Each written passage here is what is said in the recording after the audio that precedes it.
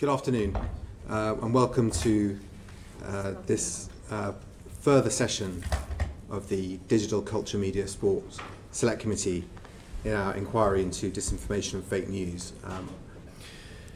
Look, clearly I accept that some of my answers could have been clearer, but I assure you that I did not intend to mislead you. It was my firm impression that Mr. Collins' questions were focused on whether we were currently in possession of data from GSR following the research they'd carried out, and which I was very clear in telling the committee about. My belief was and remains that we deleted all such data licensed in good faith from GSR under that research contract, so I answered no to his questions on the topic. When I read the transcript, it became clear that Mr. Collins was also asking about whether we had ever been supplied with such data. Of course, the answer to this question should have been yes, but my focus was on whether we still held the data from GSR research, which is the issue that Facebook had been most concerned about. There was certainly no intention to mislead the committee. Gallery, and if people can't respect that, then I'll ask that they leave the room.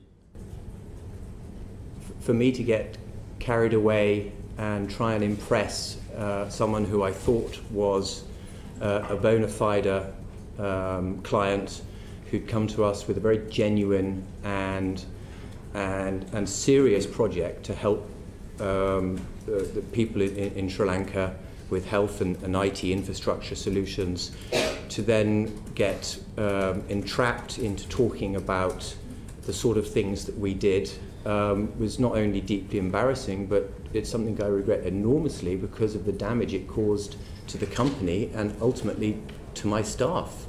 The piece of work itself may have been earlier, but obviously you'll have seen reports in the newspapers today suggesting that you took a $8 million sum of money out of Cambridge Analytica before it went into administration. Is that correct? Well, I saw that newspaper article today. What I can say is that the allegation made in that article is false. The facts of that article are not correct. How did that place you as a creditor of the company, or? I simply cannot speak to that. That is the first time that I've heard that. I haven't read the article. I had absolutely no knowledge of the fact that Brittany Kaiser had met with Julian Assange.